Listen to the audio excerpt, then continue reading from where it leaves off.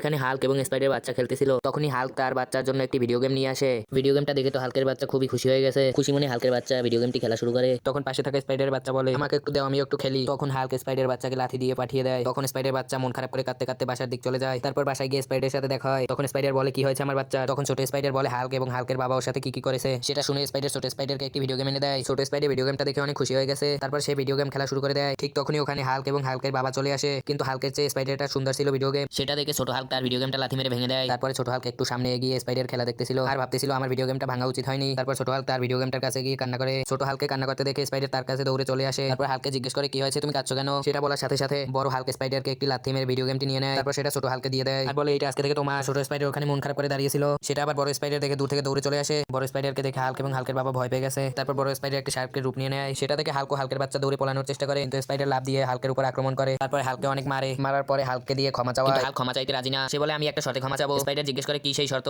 Hulk বলে, like দিয়ে সবাই যদি চ্যানেলটা সাবস্ক্রাইব করে তাহলেই আমি ক্ষমা চাবো। স্পাইডার বলে, বন্ধুরা তোমরা লাইক দিয়ে চ্যানেলটা সাবস্ক্রাইব করে দাও।